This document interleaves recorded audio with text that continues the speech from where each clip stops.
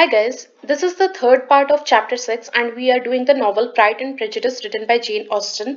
और अगर हम लोगों को रिवाइज करना हो कि अभी तक 1 से लेके 5th चैप्टर और ये 6th चैप्टर के दोनों पार्ट्स में क्या हुआ है, तो इसे मैं आप लोगों के लिए शॉर्ट में समराइज करती हूँ। तो हम लोग देखते हैं कि एक वेल्दी आदमी आते हैं जिनका नाम मिस्टर बिंगले है, नेदरफील्ड पार्क में आते हैं, जो कि विलेज एक लॉन्गबर्न नाम का विलेज है उसके पास में है। अब लॉन्गबर्न विलेज में कौन रहते हैं? बेनेट परिवार रहते हैं। उसमें 5 बेटी है, एक मिसेस बेनेट है जो कि बहुत ही ऑब्नॉक्शियस टाइप की लेडी है, थोड़ी इल मैनर्ड है, और उनकी 5 बेटी है जिसमें से हीरोइन ऑफ द नॉवल या प्रोटैगनिस्ट बोल सकते हैं एलिजाबेथ बेनेट है, और उसकी एक बड़ी बहन है जेन बेनेट। तो जेन बेनेट का कनेक्शन होगा मिस्टर बिंगले के साथ, एंड एलिजाबेथ बेनेट जो कि प्रोटैगनिस्ट है उसका हम लोग देखेंगे वो लव इंटरेस्ट बन जाती है मिस्टर डार्सी की। मिस्टर डार्सी जो है वो मिस्टर बिंगले के फ्रेंड हैं, एंड मिस्टर बिंगले की 2 बहन हैं। तो इस तरह से हम लोग देखते हैं कि अभी तक हम लोगों को सारे मेन कैरेक्टर से इंट्रोड्यूस कर दिया गया है।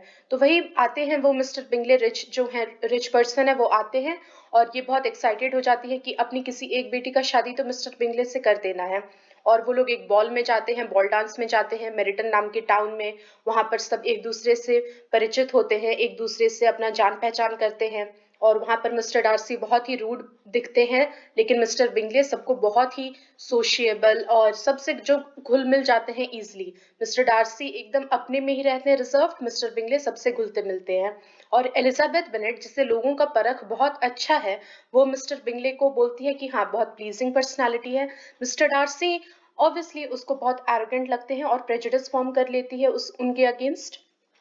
वहीं पे मिसेस सॉरी जो जो दोनों सिस्टर है मिस्टर बिंगले की, उन दोनों के बारे में एलिजाबेथ ऐसा सोचती है कि हाँ ये लोग भी अपना पैसा का बहुत घमंड है, बहुत फैशनेबल तो है ही, लेकिन बहुत ही स्नूटी टाइप का बिहेवियर है। और यहाँ पर हम लोग चैप्टर 6 में देख रहे हैं कि वो लोग कस्टमरी विजिट होता होगा कि अगर मेरे घर में आए हैं तो मुझे भी रिटर्न विजिट देना है।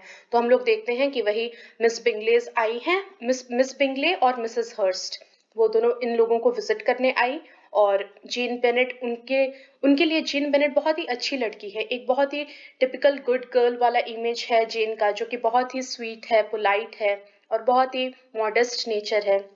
और वहीं पे मिसेस बेनेट के लिए उनका कुछ अच्छा ओपिनियन नहीं रहता है। मिसेस बेनेट एक बहुत ही इल मैनर्ड और बहुत ही कह सकते हैं ऑब्नॉक्शियस लेडी है, जिसे बिहेव करना नहीं आता है, जो हर हमेशा इम्पल्सिव रहती है, हड़बड़ाहट में रहती है या डेस्परेट रहती हैं।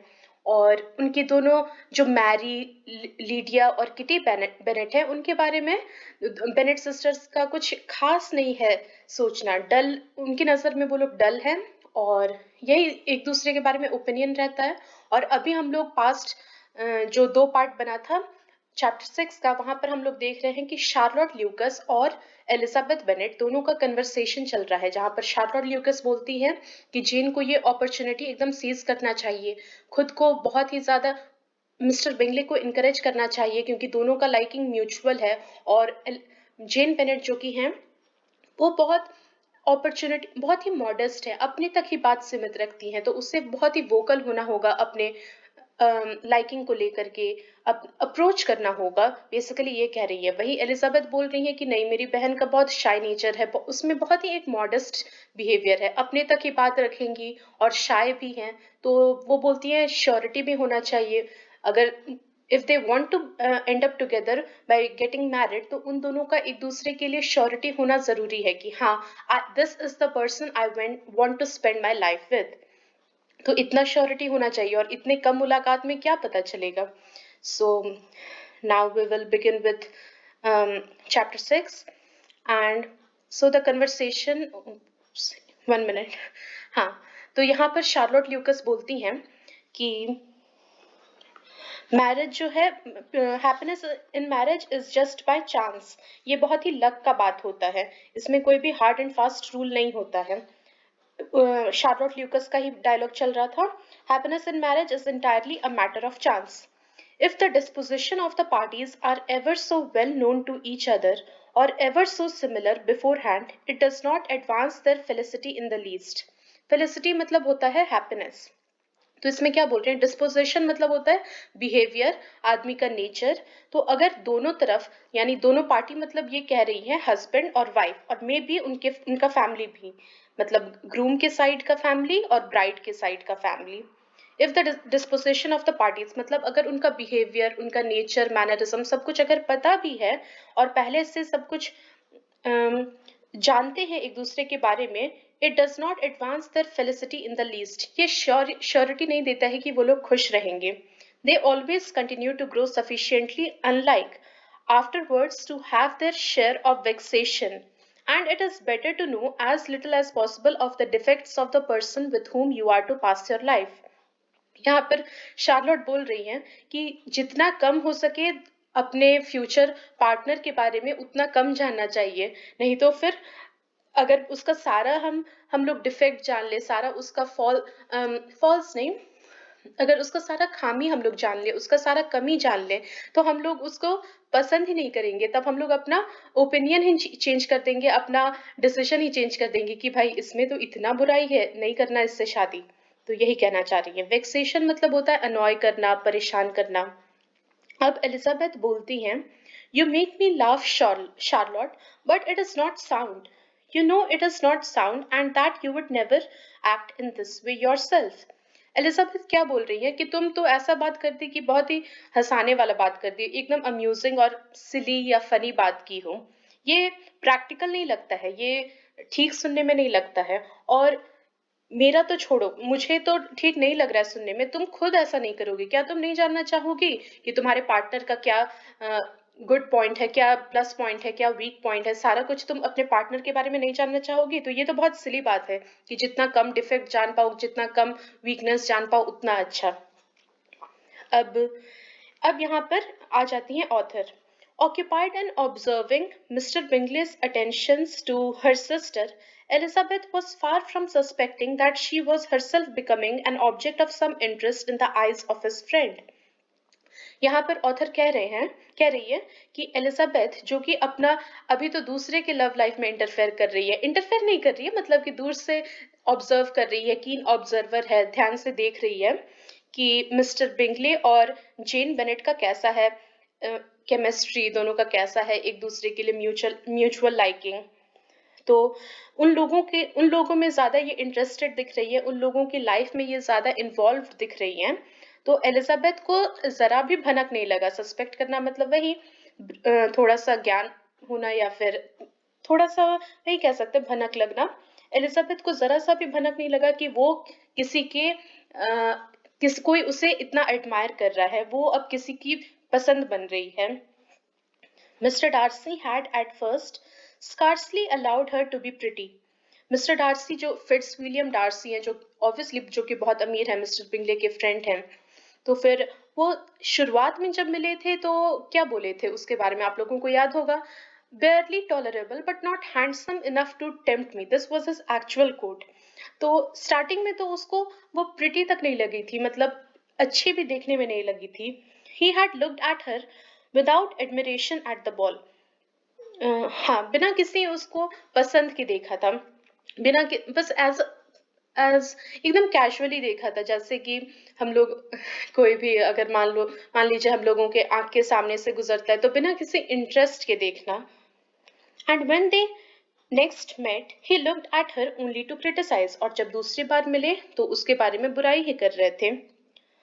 But no sooner had he made it clear to himself and his friends that she had hardly a good feature in her face, than he began to find it was rendered uncommonly intelligent by the beautiful expression of her dark eyes। और एक minute, but no sooner had he made it clear to himself, हाँ, और उसके बारे में बुराई तो किए ही, और इसके बाद अपने फ्रेंड्स को ये भी बताया कि उसका कुछ भी अच्छा फेशियल फीचर है ही नहीं, ना नाक अच्छा है, ना नक्शा कुछ भी अच्छा है, फेस का कटिंग जो कहते हैं हम लोग आम भाषा में, तो उसका कुछ भी अच्छा नहीं है। और अपने फ्रेंड्स को बोला था कि हाँ मतलब एवरेज है। लेकिन अब जब वो उसे देख रहा था तो उसका आईज उसे बहुत ही एक्सप्रेसिव लग रहा था, उसका ब्राउन आईज होगा, डार्क आईज मेंशन किया है, और बहुत ही उसमें इंटेलिजेंस छलकता था और बहुत ही ब्यूटीफुल अब उसे बोल रहा था, उसका आईज उसके आईज के प्रति वो particularly drawn थे Mr Darcy. To this discovery succeeded some others equally mortifying. Though he had detected with a critical eye more than one failure of perfect symmetry in her form, he was forced to acknowledge her figure to be light and pleasing. And in spite of his asserting that her manners were not those of the fashionable world, he was caught by their easy playfulness. यहाँ पर क्या बोल रही हैं author कि ये dark eyes दिखा वो बहुत अच्छा है, लेकिन इसके साथ ही कुछ तकलीफ दे, मॉडिफाइंग मतलब होता है पेनफुल, इसके साथ ही कुछ पेनफुल ऑब्जर्वेशन भी था और वो उसे एक जजमेंटल आई से देखे ही थे. एक परफेक्ट सिमेट्री तो लैक करता था, मतलब दोनों तरफ का चेहरा आपस में मिलता नहीं था. एक परफेक्ट सिमेट्री लैक कर रहा था और थोड़ा जजमेंटल आई से वही देख रहे थे, क्रिटिकल आई बोलना. ही वॉज, लेकिन ये बात तो उन्हें मानना पड़ा. एक मिनट. हाँ, सो हेयर वी आर. लेकिन एक बात उन्हें मानना पड़ा कि उसका जो मैनरिज्म था वो बहुत ही बचपना वाला था, एक लाइटनेस था, एक प्लेफुलनेस था, अपने में बहुत ज्यादा स्टर्न नहीं थी और बहुत ही मैनरिज्म बहुत ही प्लेफुल था, इजी गोइंग जिसको कहते हैं, या बहुत ही मतलब बहुत ही बचपना वाला और मर्थफुल, चीयरफुल, हैप्पी गोइंग था. And of this she was perfectly unaware. To her he was only the man who made himself agreeable nowhere and who had not thought her handsome enough to dance with. लेकिन ये सब बात से Elizabeth Bennet बिल्कुल अनजान थी. उसके लिए तो वो बस वही आदमी था जो कि अपने आप को खुद ही डिसमिस कर दिया था अपने एरोगेंट बिहेवियर से, अपने रूड और बहुत ही अलूफ रहने वाले बिहेवियर से. वो सबकी नजर में पहले ही अपने आप को बुरा बना लिया था और जो उसके बारे में सोचा था कि वो प्रिटी नहीं है, इतनी भी खास नहीं है कि उसके साथ डांस करे. He began to wish to know more of her and as a step towards conversing with her himself attended to her conversation with others. और अब मिस्टर डार्सी का इच्छा हुआ कि मैं उसे और जानूं, मैं एलिजाबेथ बेनेट को और जानूं. और उससे अब ये पॉसिबल कैसे होता जब उससे वो खुद 1 to 1 फेस टू फेस बात करता, कन्वर्सेशन स्टार्ट करता. लेकिन अब मिस्टर डार्सी में तो इतना हिम्मत है नहीं कि वो सामने जाके उससे बात कर पाए. तो अब वो क्या करने लग गया, मिस्टर डार्सी ईव्सड्रॉपिंग करने लग गया या ओवर हियर कन्वर्सेशन को करना जैसे हम बोलते हैं कि दूसरा, अब एलिजाबेथ बेनेट किसी दूसरे आदमी से बात कर रही है तब वो अपना कान लगा के सुन रहे हैं. मिस्टर डार्सी सामने से तो हिम्मत है ही नहीं उनमें कि जाके बात कर पाए. It was at Sir William Lucas where a large party were assembled. Sir William Lucas हैं जो कि बेनेट परिवार के फैमिली फ्रेंड हैं और इनकी ही बेटी शार्लोट ल्यूकस है, तो इनका शायद ल्यूकस लॉज होगा जहां पर एक और पार्टी हुआ है. अब हम लोग जानते हैं कि गेट टुगेदर होता है तभी बैचलर्स एक दूसरे को जान पाते हैं. तो फिर से यहाँ पर पार्टी हुआ है और सब लोग गैदर हुए हैं, सब लोग इकट्ठा हुए हैं. तो अब एलिजाबेथ क्या बोलती हैं?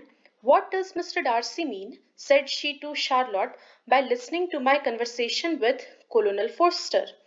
वो बोलती हैं कि तुम्हें क्या लगता है? अब एलिजाबेथ तो ऑब्वियसली ये बहुत ही शार्प है और बहुत इंटेलिजेंट है, तो समझ गई कि मिस, और वैसे भी ये बहुत ही जनरल बात है कि कोई हम लोगों का कन्वर्सेशन चुपचाप सुनता है तो हम लोगों को पता चल जाता है कि someone is overhearing our conversation. तो वही एलिजाबेथ बोलती हैं शार्लोट को कि क्या लगता है मिस्टर डार्सी के मन में क्या चल रहा है या वो क्या जताना चाहते हैं हम लोगों का बात सुन के. मेरा और कोई कोलोनल फोस्टर हैं जो कि प्रोमिनेंट मेंबर लगते हैं मेरिटन टाउन के या जो भी लॉन्गबर्न लोकेलिटी होगा, कोई भी है ये कोलोनल फोस्टर. तो ये मेरा और कोलोनल फोस्टर का बात क्यों सुन रहे हैं, हम दोनों का एकदम इतना दिलचस्पी क्यों ले रहे हैं, इन्वॉल्व क्यों हो रहे हैं, क्या उनका माइंड मतलब होगा, उनके मन में क्या चल रहा होगा. So this is it and I will upload fourth part of this chapter 6 soon. So thank you.